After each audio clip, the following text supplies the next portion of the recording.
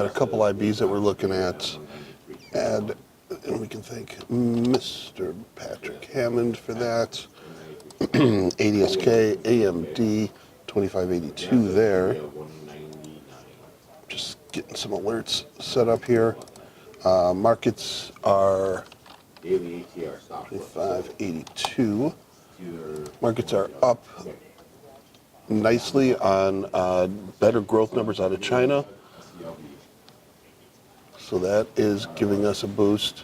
There's going to be some Brexit news throughout the night. I wouldn't, well, the night over there, I wouldn't really put a whole lot in it. I think that's a very slim chance that anything gets done. Now it's just, there's two things that can possibly happen.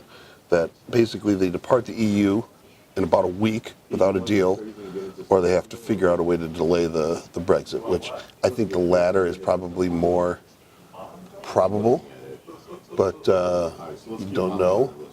Let's get Roku up here. Roku can trigger at 65.49.